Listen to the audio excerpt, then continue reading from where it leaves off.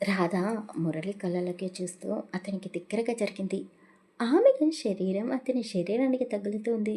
అయినా సరే అతను దూరం జరగలేదు. కరెంట్ షాక్ తగిలినట్టుగా అలాగే కూర్చుని ఉన్నాడు.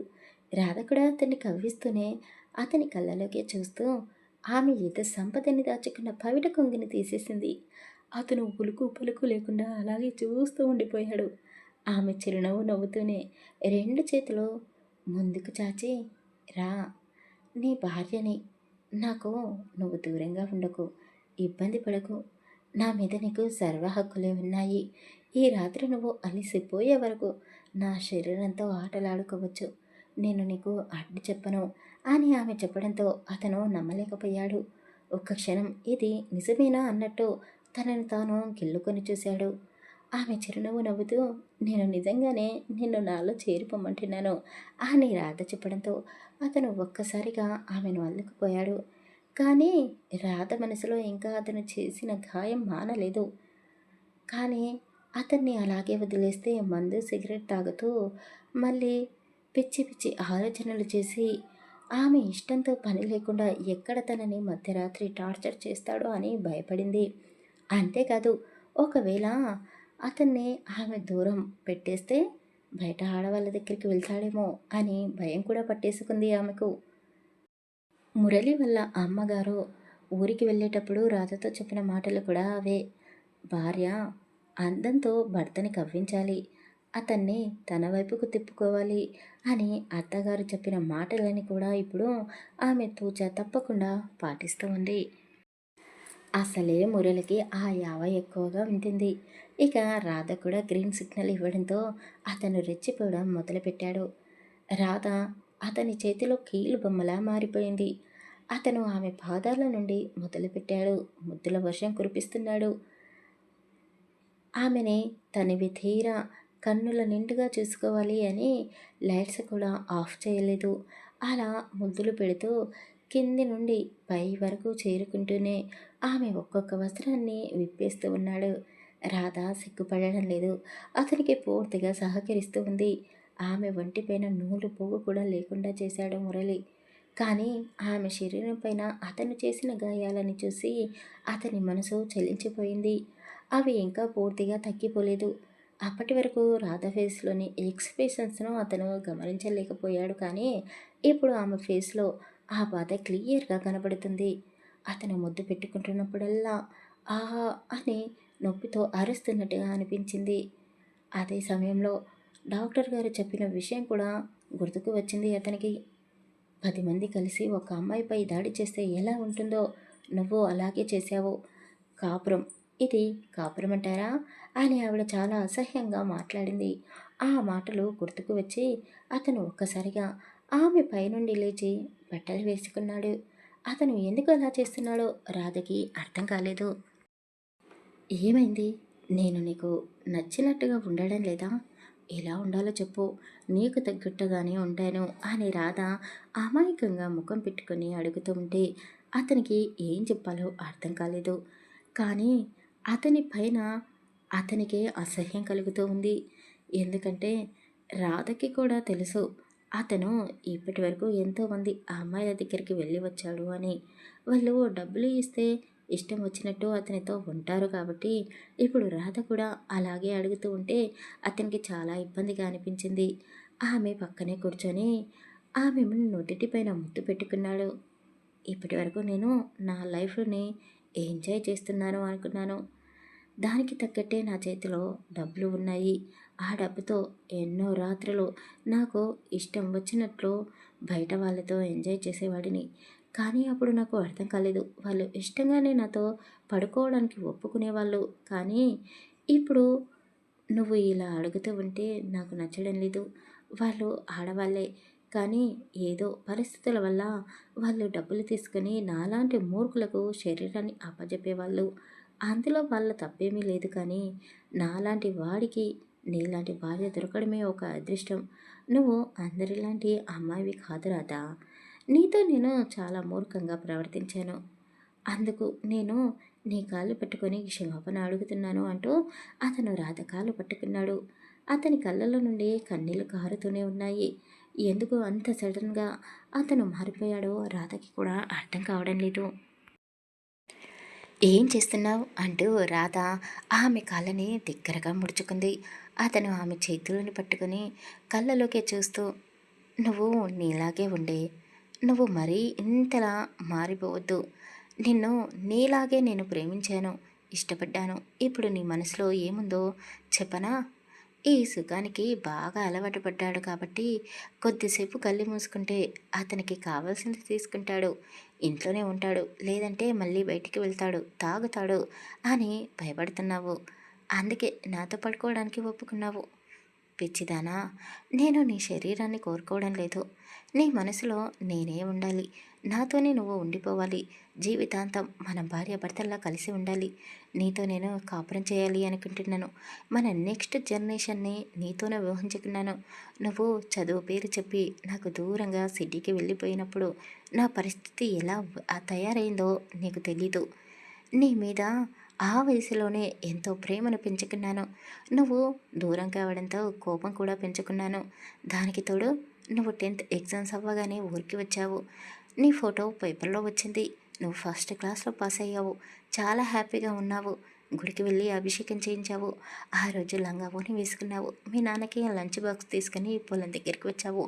అప్పుడు నేను అక్కడే ఉన్నాను. నేను అలా లంగా ఓణిలో చూడగానే నాలో ఏదో కోరికలు చెరలిగాయి. నేను కూడా అప్పుడు చిన్నవాడినే కదా, మంచేదో చెడేదో తెలియని వయసు. నా ఇంటర్ కాలేజీలో ఫ్రెండ్స్ అయ్యారు నాకు. వాళ్ళలో కొందరు నాలాంటి పోకిరి నా విధవలే. వాళ్ళకు చదువు తప్ప అన్ని పనులు చేసేవాళ్ళు. 10th వరకు అన్నిట్లో ఫస్ట్ వచ్చి నేను ఇంటర్మీడియట్లో దారి తప్పాను. చెడు సావాసం చేసి ఫ్రెండ్స్ చెప్పినట్టుగా అన్ని అలవాట్లకు బాగా అలవాటు పడిపోయాను. ఎగ్జామ్స్ అయిపోయినాయి. సెకండ్ ఇయర్ కంప్లీట్ అయిపోవడంతో మళ్ళీ ఫ్రెండ్స్ అందరం కలుస్తామో కలవమో అని ఆ రోజు నైట్ అంతా డ్రింక్ చేస్తూ బ్లూ ఫిలిం చూస్తూ మాలో మేమే కోరికలని ఆ తలుపుకోలేక ఒకరి మీద ఒకరం పడి కొట్టేసుకుంటున్నాము.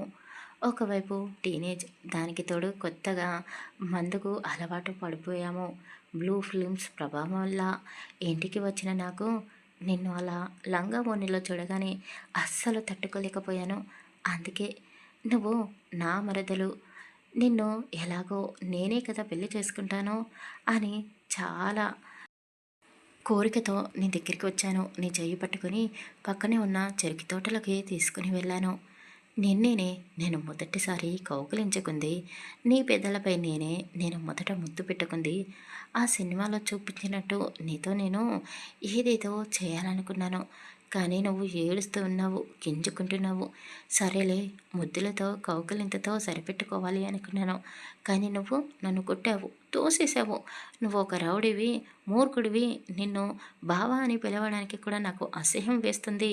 ఇంకెప్పుడు నీ మొహం నాకు చూపించొద్దు అని చాలా కోపంగా ఏవేవో మాటలు అన్నావు నన్ను. అప్పుడు నీ మీద ఉన్న ఇష్టం కాస్త కోపంగా మారిపోయింది. నన్ను ఒక్కసారి కూడా చూడలేదు. నేను ఇక్కడే ఉండిపోయాను. ఏదో డబ్బులు ఉన్నాయి కాబట్టి అలా క్లాసెస్ పాస్ అవుతూ వచ్చాను. డబ్బుతో ఇష్టం వచ్చినట్టు తిరగడం మొదలుపెట్టాను. ఈ భూమి మీద నువ్వు ఒక్కదానివే ఆడదానివా? నీకే అందం ఉందా? అందమైన ఆడవాళ్ళు చాలామంది ఉన్నారు. డబ్బుందన్న అహంకారంతో ఇష్టం వచ్చినట్టు తిరగడం మొదలుపెట్టాను. దానికి తోడు రాత్రుల్లో ఆ రేంజ్ సినిమాలు చూసి చూసి బాగా కోరికలతో ఉన్న నాకు ఒక అమ్మాయి పరిచయమైంది. దానికి డబ్బులు అవసరం, నాకు తన అవసరం ఉండడం. ఇద్దరం అలా ఒకరికి ఒకరు అవసరాలను తీర్చుకునే వాళ్ళము. చాలా కష్టంగా చదువు కంప్లీట్ చేశాను. అమ్మ నన్ను అన్ని ఫ్యాక్టరీ పనులు చూసుకోమని చెప్పింది. పొలం పనులు కూడా చూసుకోమని చెప్పింది. నేను ఏ పని చేయకపోయినా ఎప్పుడైనా అలా పైపైన వెళ్ళి పనులన్నీ చూసి రమ్మని చెప్పింది. కానీ నాకు ఒకే చోట కుదురుగా ఉండడం అంటే ఇష్టం లేదు కదా. అందుకే అమ్మ మాట కూడా పట్టించుకోలేదు. ఫ్రెండ్స్తో సరదాగా గడుపుతూ ఉన్న సమయంలోనే నువ్వు మళ్ళీ ఊరికి వచ్చావు. చాలా అందంగా పుట్ట బొమ్మలా ఉన్న నిన్ను మా ఫ్రెండ్స్ చూసి చెల్లికార్చారు. ఒకడు నిన్ను చాలా అసభ్యంగా మాట్లాడుతూ కామెంట్ చేస్తూ ఉన్నాడు. అది చూసి నేను తట్టుకోలేకపోయాను. వాడిని చావకొట్టుడు కొట్టాడు. నీ వైపు తప్పుగా చూసినందుకే వాడిని అలా కొట్టాను. వాడికి బెస్ట్ ఫ్రెండ్ అయిన మరొకడు కోపంగా, రాధకి నువ్వంటే అసహ్యం, రాధ నీ వైపు ఒక్కసారి కూడా చూడదు, అలాంటి రాధ కోసం నా ఫ్రెండ్ను ఇంతలా కొడతావా, అసలు నువ్వు నీ గురించి ఏమనుకుంటున్నావు, అంత అందమైన చదువుకున్న అమ్మాయి నిన్ను పెళ్లి చేసుకుంటుంది అనుకుంటున్నావా, ఓహో బావమరదళ్ళ వరస ఉంది కాబట్టి మీ మామయ్య నీయే ఇచ్చి పెళ్లి చేస్తాడు అనుకుంటున్నావా, అసలు నీ గురించి తెలిసి ఎవరు నీకు పిల్లనివ్వడానికి ముందుకు రావడం లేదు, మీ అమ్మ నీ పెళ్ళి గురించి తెగ పూజలు నోములు వ్రతాలు చేస్తుంది, నీలాంటి తాగుబోతు తిరుగుబోతుడికి ఎవరైనా పిల్లనిస్తారా, అసలు రాధలాంటి అమ్మాయి అయితే నీ నీడని కూడా తన మీద పడనివ్వదు అని వాడు ఎగతాళిగా నా గురించి మాట్లాడేసరికి నేను తీసుకోలేకపోయాను. దానికి తోడు నా కళ్ళ ముందే నువ్వు అటు ఇటు తిరుగుతూ ఉన్నావు కానీ ఒక్కసారి కూడా వాడు చెప్పినట్టు నా వైపు నువ్వు అస్సలు చూడలేదు. అమ్మ పెళ్లి చేసుకోమని ఎన్నోసార్లు చెప్పింది, కానీ నేను నీ ఫోటోని మా ఇంటికి వచ్చే ఆ అమ్మాయిల ఫోటోలలో కలిపేశాను. ఈ అమ్మాయిని పెళ్లి చేసుకుంటాను అని అమ్మతో ఖచ్చితంగా చెప్పేశాను. నువ్వెవరో నాకు తెలియనట్టుగా కవరింగ్ చేశాను. ఆ అమ్మ మీ ఇంటికి వచ్చింది. ఏం మాయ చేసిందో, మీతో ఏం మాట్లాడిందో తెలీదు కానీ మొత్తానికి నిన్ను పెళ్ళికి ఒప్పించింది. నువ్వు నాతో మాట్లాడకపోవడం, నా వైపు అసహ్యంగా చూడడం, దానికి తోడు వాడు అన్న మాటలు నేను తీసుకోలేకపోయాను. పెళ్ళి తర్వాత నువ్వు నాతో ఒక్క మాట కూడా మాట్లాడలేదు. అందుకే తాగిన మత్తులో నిన్ను మొదటి రాత్రి రోజు అలా నేను ప్రవర్తించాను. నేను చేసింది తప్పే, ప్లీజ్ నన్ను క్షమిస్తావా అని మళ్ళీ అతను అడిగేసరికి రాధకి కన్నీళ్ళు వచ్చాయి. అతన్ని గట్టిగా కౌగలించుకొని, ఎందుకు బావా ఇలా మారిపోయావు, నువ్వంటే నాకు ప్రాణం, నాకంటే 2 సంవత్సరాలు పెద్దవాడివి, ఇద్దరం ఒకే స్కూల్కి వెళ్ళేవాళ్ళము, నీ చుట్టూ నేనే తిరిగేదాన్ని, నువ్వే నన్ను పట్టించుకునేవాడివి కాదు అప్పట్లో, దానికి తోడు స్కూల్లో ఉన్నప్పుడు నువ్వు బాగా చదివేవాడివి, అన్నిట్లోనూ నువ్వే ఫస్ట్ వచ్చేవాడివి, గేమ్స్ ఆటలు పాటలు అన్నిట్లోనూ నీకు చదువంటే ఇష్టం కాబట్టి బాగా చదివే వాళ్ళతోనే మాట్లాడుతున్నావు, ఫ్రెండ్షిప్ చేస్తున్నావు అని అప్పుడు నా చిన్న మనసుకు బాధగా అనిపించింది. ఇష్టం లేకపోయినా కష్టంగా నీకోసం చదివాను బావా, అసలు నాకు చదువు అంటేనే భయం, నీ మీద ఇష్టంతో నువ్వు ఇష్టపడుతున్న చదువుని కూడా కష్టంగా నేర్చుకున్నాను. నువ్వు 10th క్లాస్లో ఉన్నప్పుడు నేను 8th క్లాస్లో ఉన్నాను. నేను 10థ్లో క్లాస్ ఫస్ట్ మాత్రమే వచ్చాను, కానీ నువ్వు స్కూల్ ఫస్ట్, మన స్టేట్ ఫస్ట్ వచ్చావు. అప్పుడు నువ్వు ఆకాశంలో ఉన్న చందమామలా కనిపించావు నాకు. నిన్ను చేరుకోవడం చాలా కష్టంగా అనిపించింది. ఇక ఇక్కడే ఉండి నిన్ను చూస్తూ చదువుకోవడం నా వల్ల కాదు, కష్టంగా అనిపించింది. అందుకే నాన్నతో మాట్లాడి పట్టుపట్టి మరీ నా 9th క్లాస్లో సిటీకి వెళ్ళాను, అక్కడే చదువుకున్నాను. నీకు దూరంగా ఉన్నాను, కానీ ఆ దూరం ఎంత కష్టంగా ఉండేదో తెలుసా, హాలిడేస్కి ఇంటికి వచ్చినప్పుడల్లా నేను నీ చుట్టే తిరిగేదాన్ని, కావాలని నీ ముందు పదే పదే నడిచేదాన్ని, మీ ఇంటికి వచ్చేదాన్ని, కానీ నువ్వు ఇంట్లో ఉండేవాడివే కాదు. అసలు నువ్వు ఇంట్లో ఉంటే కదా ఇంటికి ఎవరు వస్తున్నారో ఎవరు వెళ్తున్నారో తెలిసేది. ఆ రోజు నాన్నకి లంచ్ తీసుకొని వచ్చినప్పుడు కూడా నేను నీకోసమే వచ్చాను. ఎవరైనా పొలం దగ్గరికి వచ్చేటప్పుడు అంత అందంగా రెడీ అయి వస్తారా, నువ్వు అక్కడే ఉంటావు తెలుసు కాబట్టి నువ్వు నన్ను అలా చూడాలని నీకోసమే అలా రెడీ అయ్యి లంగా ఓణిలో వచ్చాను. కానీ నువ్వు ఏం చేసావు, ఒక్కసారిగా నువ్వు నా మీద అలా పడి బలవంతం చేయబోతుంటే కొట్టాను, అంతే తప్ప నీ మీద ఇష్టం లేక కాదు. ఎంత ఇష్టం ఉన్నా అలా తొందరపడడం, తప్పు చేయడం తప్పు కదా అని రాధ చెప్పేసరికి అతను రాధని ముద్దు పెట్టుకుంటూ, నిజంగా నువ్వు నన్ను ప్రేమించావా, ఇన్ని రోజులు నేనే తప్పుగా ఊహించుకున్నాను, సారీ బంగారం, కళ్ళ ముందే నిన్ను పెట్టుకొని చూడలేకపోయాను, ఇంకెప్పుడు నిన్ను బాధ పెట్టను అని చెప్పాడు. ఇద్దరికీ ఒకరి మీద ఒకరికి ప్రేమ ఉంది, కానీ అది ఎప్పుడూ వాళ్ళు మనసు విప్పి చెప్పుకోలేదు, కాబట్టి వీళ్ళ మధ్య ఒక చిన్న అడ్డుతెర ఏర్పడింది. ఇప్పుడు ఆ అడ్డుతెరని వాళ్ళు తొలగించారు. ఇద్దరు ఆ రోజు రాత్రంతా అతని గుండెలపైన రాత పడుకొని ఎన్నో కబుర్లు, చిన్నప్పటి నుండి వాళ్ళు చేసిన అల్లర్లు, ఒకరిని ఒకరు దొంగచాటుగా చూసుకొని మురిసిపోయిన విషయాలు ఎన్నో చెప్పుకున్నారు. యథావిధిగా రోజు రాధ ఉదయాన్నే నిద్రలేస్తూ ఉంది. ఇంట్లో అన్ని పనులు చేస్తూ ఉంది. మురళి రాధకి హెల్ప్ చేస్తూ ఉన్నాడు. ప్రతి చిన్న విషయాన్ని కూడా పట్టించుకుంటున్నాడు.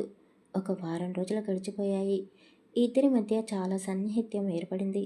మురళి ఎటూ వెళ్ళడం లేదు. బావా, ఇంట్లోనే కూర్చొని ఉంటే బోర్ కొడుతుంది. సరుకులు కూడా అన్నీ అయిపోయాయి. లిస్టు రాసిస్తే బాబాయ్ తీసుకుని వస్తాడు. కానీ కూరగాయలు ఎలా? ఇక్కడ ఉన్నవాళ్ళు మగవాళ్ళే. వాళ్ళకేం తెలుస్తుంది కూరగాయల గురించి?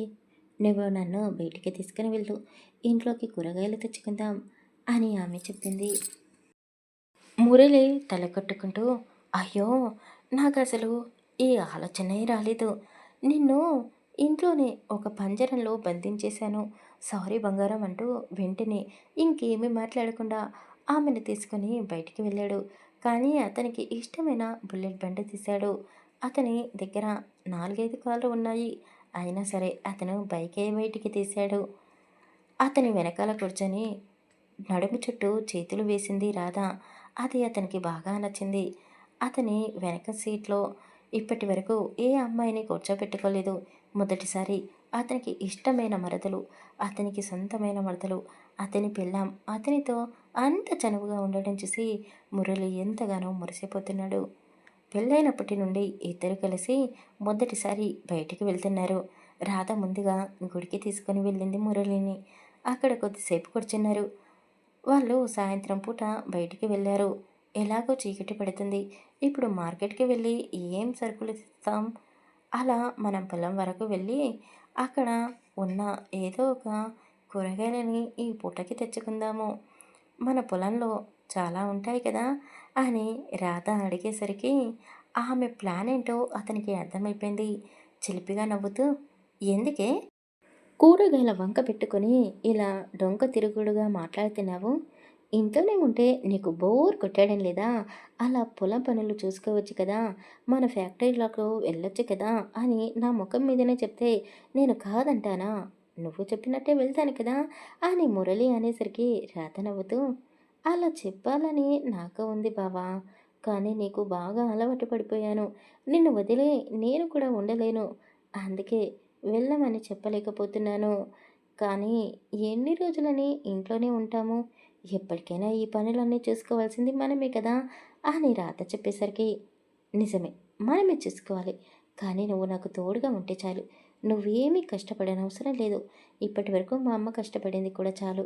ఇక నిన్ను కూడా కష్టపెట్టలేను. మీ ఇద్దరిని నేను సంతోషంగా చూడాలనుకుంటున్నాను అని మురళి చెప్పేసరికి ఆ గుడి గంటలు కూడా మోగుతూ ఉన్నాయి.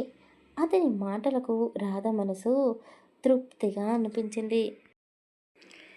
సూర్యుడు అస్తమిస్తున్న వేళ రాధ పొలంలో అటు ఇటు తిరుగుతూ ఉంది. కానీ ఆ నారింజ పండు వెలుతురు మాత్రం ఇంకా అలాగే ఉంది. ఆ వెలుతురులో రాధ చాలా అందంగా కనపడుతోంది. ప్రకృతి అందంలో రాధ కలిసిపోయింది. ప్రకృతి అందాన్ని వర్ణించలేము, రాధ సొగసుని వర్ణించలేము. మురళి పరిస్థితి చాలా దారుణంగా ఉంది. ఆ క్షణం అతనికి ఒక ఆలోచన వచ్చింది. చుట్టూ చూశాడు. ఒక చోటిని సెలెక్ట్ చేసుకున్నాడు. రాధ దగ్గరికి వెళ్ళాడు. ఇప్పటికే ఆలస్యమైపోయింది. ఇక ఇంటికి వెళ్దాం పదా అని చెప్పాడు. అక్కడ ఉన్న కూరగాయల ముక్కలకి కూరగాయలు కోసుకొని రాధ మురళితో పాటు ఇంటికి వచ్చేసింది. ఆ రోజు నైట్ ఆమె వంట చేస్తూ ఉంటే అతను హెల్ప్ చేస్తూ మధ్య మధ్యలో చెమట చుక్కలను తుడుస్తూ ముద్దులు పెడుతూ కవ్విస్తూ ఉన్నాడు. మొదటి రోజు రాత్రి మధ్యలో రాధని లొంగ తీసుకున్నాడు. కానీ ఆ తర్వాత ఎప్పుడూ ఆమెను ఇబ్బంది పెట్టలేదు. ఇద్దరి మధ్య ముద్దులు హగ్గులు ఉన్నాయి. కానీ అంతకు మించి వాళ్ళు ఏమీ జరుపుకోవడం లేదు. రాధని కౌగిలించుకొని పడుకుంటాడు మురళి. రాధకి తలగడ అవసరం లేదు. అతని గుండెలపైనే పడుకుంటుంది.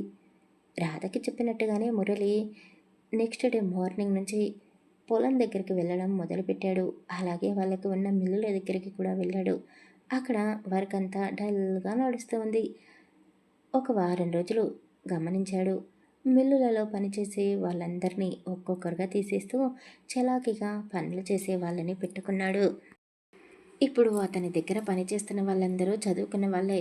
చదువుకు తగ్గ జాబ్ రాకపోవడంతో ఇంట్లో వాళ్ళకి హెల్ప్ చేయాలి అని కూలి పనులకు వెళ్ళే యువకులకు మురళి ఇప్పుడు ఉపాధి కల్పించాడు. అలాగే పొలంలో కూడా కొత్త కొత్త టెక్నాలజీని ఉపయోగించి కొత్త రకం పంటలను వేయడానికి ఆసక్తి చూపించాడు. పని వాళ్ళు ఉన్నారు, గుమాస్తాలు కొంతమంది తప్పుడు లెక్కలు చేస్తున్నారు అని తెలుసుకొని వాళ్ళ గురించి ఆరా తీయడం మొదలుపెట్టాడు. ఒక్కొక్కరు వాళ్ళ మీద ఇప్పటికే చాలా పోగు చేసుకున్నారు అని తెలుసుకొని ఇంకేమీ మాట్లాడకుండా వెంటనే వాళ్ళందరినీ తీసేశాడు. వాళ్ళ ప్లేస్లోకి కంప్యూటర్లు వచ్చాయి. వాటిని ఆపరేట్ చేయడానికి మళ్ళీ చదువుకున్న వాళ్ళే వచ్చారు అతని దగ్గరికి. ఇప్పుడు రూపాయి ఎటూ కదలకుండా ఉంది. పని హడావిలో పడి నెల రోజుల కాలం గడిచిపోయింది. రాధ వల్ల అమ్మ నాన్న, మురళి వల్ల అమ్మగారు ఇంటికి తిరిగి వచ్చేశారు పుణ్యక్షేత్రాలన్నీ దర్శించుకొని. కొడుకుని ఒక దారిలో పెట్టమ్మా అని కోడలికి అప్పచెప్పి వెళ్ళిన అత్తగారు కొడుకు పూర్తిగా మారిపోవడం చూసి కన్నీళ్లు పెట్టుకుంది. మురళి వాళ్ళ అమ్మని కాలు కింద పెట్టనివ్వకుండా చూసుకుంటున్నాడు. నాన్న చనిపోయినప్పటి నుండి పసిపిల్లవాడినైనా నన్ను పెట్టుకొని నువ్వు ఎంతగా కష్టపడ్డావో నాకు ఇప్పుడే అర్థమవుతుంది. అమ్మ, ఇన్ని రోజులు నిన్ను కష్టపెట్టినందుకు నన్ను క్షమించు అని మురళి అన్నాడు. తల్లి మనసు వెంటనే కరిగిపోయింది. కొడుకుని దగ్గరికి తీసుకుంది. నువ్వు సంతోషంగా ఉండాలిరా అని చెప్పింది. మురళి వాళ్ళ అమ్మగారిని మాత్రమే కాదు, రాధ వాళ్ళ అమ్మ నాన్నలని కూడా సొంత కొడుకులా చూసుకుంటున్నాడు. భర్తలో వచ్చిన ఈ మార్పుని చూసి రాధ కూడా చాలా మురిసిపోతూ ఉంది. నా మొగుడు ఎంత మంచివాడు అని రోజు దేవుడికి పూజలు చేస్తూ ఉంది. రాధ చేసే పూజా ఫలం ఫలించి మురళి ఏ పని మొదలుపెట్టినా ఆటంకం లేకుండా ముందుకు సాగిపోతూ ఉంది. ఒకప్పుడు మురళి అంటే తాగుబోతాడు, తిరిగిపోతాడు అని ఆ ఊరు జనాలు అనుకునేవాళ్ళు. కానీ ఇప్పుడు మురళీ బాబు అంటూ గౌరవంగా పిలుస్తున్నారు. ఊళ్ళో చాలామంది చదువుకున్న వాళ్ళు ఉన్నారు. వాళ్ళకి జాబ్స్ లేవు. అది గమనించిన అతను వాళ్ళ దగ్గర ఇంకా ఏమైనా పనులు ఉన్నాయా అని వెతికి వెతికి చూశాడు. అవసరమైన వాళ్ళని పనిలోకి తీసుకున్నాడు. కొంతమంది ఆడవాళ్ళు బయటికి పనులకని వెళ్ళి ఇంటికి ఆలస్యంగా వస్తున్నారు. అందులో భర్త చనిపోయిన వాళ్ళు ఉన్నారు. యవ్వనంలో ఉన్న వాళ్ళు ఉన్నారు. మధ్య వయసు వాళ్ళు ఉన్నారు. వాళ్ళ ఇబ్బందులను గమనించి మురళి రాధ చేతుల మీదుగా ఒక ఫుడ్ ఫ్యాక్టరీని ఓపెన్ చేయించాడు. అప్పడాలు, ఊరగాయలు, చాక్లెట్లు, బిస్కెట్లు ఇలా ఎవరికి ఏది వస్తే అది తయారు చేస్తున్నాడు. ఆ ఊరి ఆడవాళ్ళందరూ కలిసి తయారు చేసిన వస్తువులన్నీ మురళి వాళ్ళ లోగోతో సిటీకి తీసుకొని వెళ్ళి అమ్మేసేవాడు. వచ్చిన ప్రాఫిట్లో 75% వాళ్ళకి ఇచ్చేవాడు. 25% మాత్రమే అతను తీసుకునేవాడు. అది కూడా ఆ ఫ్యాక్టరీకి సంబంధించిన చిన్న చిన్న ఖర్చులు ఉంటాయి కాబట్టి తీసుకునేవాడు. కానీ ఆ ఫ్యాక్టరీలో సొంత లాభం కొంత కూడా చూసుకునేవాడు కాదు. ఆడవాళ్ళందరికీ మురళి ఒక తమ్ముడు, తోబుట్టువు అయ్యాడు. అతను చేస్తున్న మంచి పనులు అందరికీ తెలిసిపోయి పక్క ఊరి వాళ్ళు కూడా అతని దగ్గరికి పనిలోకి వచ్చి చేరారు. కొడుకు మారితే చాలు అని కాంతమ్మ గారు ఆశపడ్డారు. కానీ ఇప్పుడు కొడుకు ఆకాశమంత ఎత్తులో కనబడుతున్నాడు ఆమె కళ్ళకి. మురళి ఒక్కడు మాత్రమే మారితే అది అతని కుటుంబానికి మాత్రమే మంచి జరుగుతుంది. కానీ అతని ఫ్రెండ్స్ కూడా మారితే వాళ్ళ కుటుంబాలు కూడా బాగుపడతాయి అని అతనితో పాటు ఉండే ఫ్రెండ్స్ని కూడా పూర్తిగా మార్చేశాడు. వాళ్ళతో పాటు ఊరిని కూడా మార్చేశాడు. రాధా వల్ల నాన్నగారు మూర్తి గారు ఇంకా స్ట్రాంగ్గానే ఉన్నారు. అతను అల్లుడికి సహాయం చేస్తూ ఉన్నాడు. ఇక రాధ వల్ల అమ్మగారు మంజుల, అత్తగారు కాంతమ్మ ఇంటి పట్టునే ఉంటూ ఎప్పుడు 20 మందికి కావలసిన వంటకాలని పని వాళ్ళతో వండిస్తూ అన్ని పనులు దగ్గరుండి చూసుకుంటున్నారు. మురళి వల్ల ఇంట్లో ప్రతిరోజు కనీసం ఒక 20 మంది వరకైనా భోజనం చేయాల్సిందే. ఈ పని హడావిలో పడి మురళి రాధ ఏకాంతంగా గడపడమే మర్చిపోయారు. వాళ్ళ పెళ్ళయి కూడా సంవత్సర కాలం కావస్తుంది. పెళ్లి రోజు రానే వచ్చింది. రాధ వల్ల అతని జీవితం పూర్తిగా మారిపోయింది అని రాధని ఒక దేవతలా ఆరాధిస్తున్నాడు అతడు. ఇష్టం లేకుండా జరిగిన పెళ్లి రోజుని చాలా సంతోషంగా జరుపుకుంటున్నారు వాళ్ళు. వాళ్ళ దగ్గర పనిచేస్తున్న వేల మందితో కలిసి జరుపుకున్నారు. భోజనాలు కూడా పెట్టారు వాళ్లకు. వాళ్ళందరి ఆశీర్వాదం రాధా మురళికి దక్కాయి. రాధా వాళ్ళ అమ్మ, మురళి అమ్మ ఇద్దరూ ఒకేసారి వాళ్ళిద్దరిని అడిగారు, మాకు ఆడుకోవడానికి బాబునో పాపనో ఎప్పుడు ఇస్తారు అని వాళ్ళు అడిగేసరికి అప్పటి వరకు వాళ్ళు ముద్దులతో హగ్గులతో సరిపెట్టుకున్న వాళ్ళు ఒక్కసారిగా వాళ్ళు అలా అడిగేసరికి రాధా మురళి ఒకరిని ఒకరు ముఖాలు చూసుకొని నవ్వుకున్నారు. రాధా సిగ్గుపడుతూ గదిలోకి వెళ్ళిపోయింది. మురళి ఏమీ మాట్లాడకుండా అక్కడి నుండి సైలెంట్గా ఎస్కేప్ అయ్యి రాధ దగ్గరికి వచ్చాడు. ఏంటి ఏమీ మాట్లాడకుండా మీ అమ్మ అడిగిన దానికి మా అమ్మ అడిగిన దానికి సమాధానం చెప్పకుండా అలా వచ్చేసావు అని మురళి కొంటెగా అడిగాడు. రాధ తెగ సిగ్గుపడిపోతూ ఉంది. నిన్ను కాస్త మారమన్నాను బాబు, మరి ఇంత మంచోడివిలా మారిపోతే ఎలా? పూర్తిగా తాగడం మానేశావు, సిగరెట్ కాల్చడం మానేశావు, ఆ అమ్మాయిల వైపు చూడడం కూడా మానేశావు. అలా అని చెప్పి ఇంట్లో ఉన్న పిల్లాన్ని కూడా పట్టించుకోకపోతే ఎలా చెప్పు అని కొంటెగా అన్నది. అతను ఆమెను అల్లుకపోయాడు. నిన్ను దూరం పెట్టాలని ఎప్పుడూ అనుకోవడం లేదు నేను. ప్రతిరోజు రాత్రి నీలో నేను కలిసిపోవాలి అని అనుకుంటూనే ఉన్నాను. కానీ ఎక్కడ నువ్వు నా వల్ల మళ్ళీ బాధపడతావో, ఇబ్బంది పడతావో అని నీకు దూరంగా ఉంటున్నాను అని మురళి అనేసరికి రాధ అతని కళ్ళలోకే చూస్తూ ఒక్కసారి అంటే ఏదో అలా జరిగిపోయింది. ప్రతిసారి నువ్వు అలాగే నాతో ప్రవర్తిస్తావు అని ఎందుకు బాధపడుతున్నావు? ఇక నీకు దూరంగా ఉండాలని నాకు లేదు. నా వల్ల కావడం లేదు. ఇంట్లో ఉన్న ఇద్దరు ఆడవాళ్లకు ఏమీ తోచడం లేదంట. తొందరగా వాళ్ళకి ఆడుకోవడానికి ఒక బుడ్డోడో కావాలంట. చెప్పు, నువ్వే ప్రయత్నం మొదలు పెడతావా? లేక నన్ను మొదలు పెట్టమంటావా అని రాధ అడిగేసరికి అతను నవ్వుతూ, నిజంగా నీకు ఓకేనా? ఓకేనే కదా అని అతను పదే పదే అడిగాడు. అయ్యో, ఎన్నిసార్లు అడుగుతావో? నాకు ఓకే, ఇప్పటికిప్పుడు కూడా నేను సిద్ధంగానే ఉన్నాను అని రాధ అనేసరికి అతను ఆమె పెదాలపై ఘాటుగా ఒక ముద్దు పెట్టాడు. ఇప్పుడు కాదు, నాకు ఒక చిన్న పని ఉంది, తొందరగా వస్తాను. మరీ ఎక్కువ సమయం ఏమీ కాదు, ఒక 2 గంటల్లో వచ్చేస్తాను. నువ్వు రెడీగా ఉండు, బయటికి వెళ్దాం. ఈరోజు రాత్రి బయటే ఉంటాము, ఇంటికి రాము అని అతను చెప్పాడు. అతను ఎందుకు అలా చెప్తున్నాడో రాధకి అర్థమైపోయింది. ఆమె బుగ్గలు ఎరిపెక్కాయి, సిగ్గుతో కళ్ళు మెరిసిపోతున్నాయి. నువ్వు మరీ ఇంతలా మెలకలు తిరిగకే, నాకు చాలా కష్టంగా ఉంటుంది అని మళ్ళీ ఒకసారి ఆమెని గట్టిగా హత్తుకున్నాడు. ఆమెను వదిలేసి బయటికి వెళ్ళిపోయాడు. చీకటి పడింది. రాధ అందంగా ముస్తాబైంది. ఈ సమయంలో ఎక్కడికి వెళ్తున్నారమ్మా అని మంజులమ్మ, కాంతమ్మ గారు ఇద్దరు రాధని అడిగారు. రాధ తడబడుతూ, ఏమో నాకు తెలీదు, బావ బయటికి వెళ్దామని చెప్పాడు అని ఆమె వాళ్ళతో చెప్తూ ఉండగానే మురళి కూడా ఇంటికి వచ్చాడు.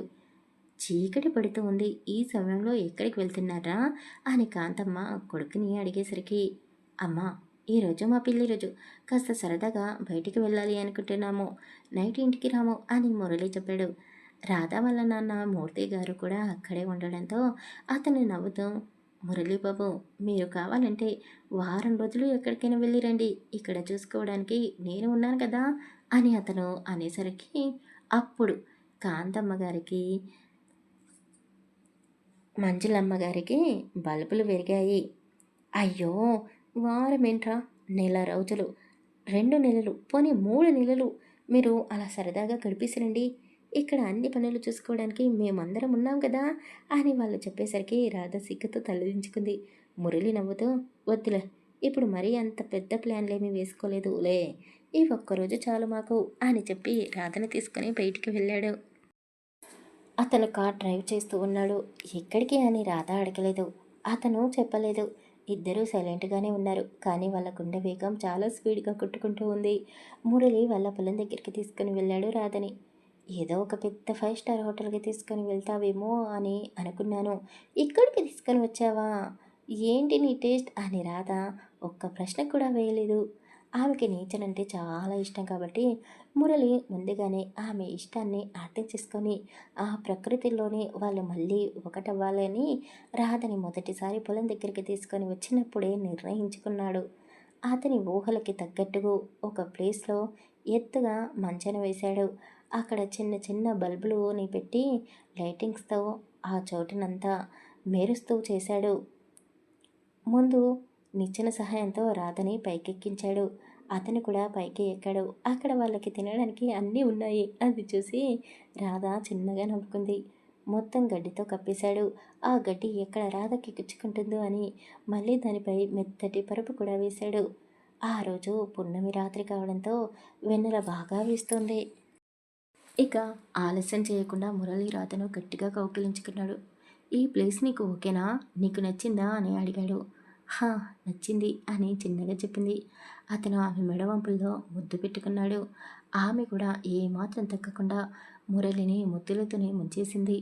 ఒక్క నిమిషం కూడా వేస్ట్ చేయకుండా వేసుకున్న బట్టలని ఎక్కడ నలిగిపోతాయో అని ముందుగానే అన్నీ తీసేసి ఈ ఇద్దరు ఒకరిపై ఒకరు పడి జోడు పాముల్లా పెనవేసుకుపోయారు. ప్రకృతి ఒడిలో వెన్నెల కాంతిలో వాళ్ళిద్దరూ తడిసి ముద్దవుతున్నారు. ఇద్దరు దాంపత్య జీవితంలో పోటీ పడుతున్నారు. ఆ పోటీలో ఎవరు గెలిచినా ఎవరు ఓడినా ఇద్దరికి తృప్తిగానే ఉంది. ఆ వెన్నెల రాత్రిలో ఇద్దరు ఒక్కసారి కూడా నిద్రపోలేదు. మధ్యలో రాధకి ఆకలి వేయడంతో అతను ఆమెకి ఫ్రూట్స్ స్వీట్స్ తినిపిస్తున్నాడు. ఆమె నలుముతూ ఉండగానే అతని నాలుకతో ఆమె నోటిలో నుండి తీసుకుని తింటున్నాడు. తెల్లవారుతూ ఉండగా రాధని తీసుకుని ఇంటికి చేరుకున్నాడు. పిల్లలిద్దరూ రాత్రి బయటికి వెళ్ళారు. ఇంకా ఎప్పుడు వస్తారో అని కాంతమ్మ గారు, మంజుల ఇద్దరూ వాళ్ళ కోసం ఎదురు చూస్తూ ఉన్నారు. కానీ మురళి రాధ ఇద్దరూ ఫ్రెష్ అయ్యి 10 గంటల సమయంలో వాళ్ళ గదిల నుండి బయటికి వచ్చారు. వాళ్ళని చూసి వీళ్ళిద్దరూ ఆశ్చర్యపోయారు. ఎప్పుడు వచ్చారు అని ఇద్దరూ ఒక్కసారి గుసగుసగా మాట్లాడుకుంటున్నారు. వాళ్ళ నుంచి ముఖాలు వెలిగిపోతూ ఉన్నాయి. అది చూసి ఈ ఇద్దరు ఆడవాళ్ళు తృప్తిపడ్డారు. రాధ ఇంట్లోనే ఏమీ ఉండడం లేదు. ఆడవాళ్ళకు పెట్టించిన ఫ్యాక్టరీకి వెళ్తుంది. వాళ్ళకి దగ్గరుండి కొత్త కొత్త ఐడియాలని ఇస్తుంది. అలాగే వాళ్ళ చేసే పనులన్నీ సోషల్ మీడియాలో పెడుతుంది. అలా కూడా వాళ్ళకి ఆర్డర్స్ వచ్చాయి. ఇక మురళికి రాధ ఎప్పుడు గుర్తుకు వచ్చినా వెంటనే ఫ్యాక్టరీ దగ్గరికి వెళ్ళిపోతాడు. అతన్ని చూడగానే రాధ ఎంత పనిలో ఉన్నా కూడా పక్క వాళ్ళకి ఆ పనులని అప్పజెప్పేసి అతనితో పాటు ఇంటికి వెళ్ళిపోతుంది. అతను ఎందుకు వచ్చాడో రాధకి తెలుసు. ముందు ఇద్దరు కలిసి కొద్దిగా భోజనం చేసిన తర్వాత వాళ్ళిద్దరూ గదిలోకి వెళ్ళి ఏకాంతంగా గడిపేవాళ్ళు. సాయంత్రం సమయంలో మురళి బయటికి వెళ్ళి పనులన్నీ చూసుకునేవాడు. రాధ మాత్రం ఇంట్లోనే ఉండిపోయేది. అలా ఇద్దరు చాలా సంతోషంగా వాళ్ళ జీవితాన్ని గడుపుతున్నారు.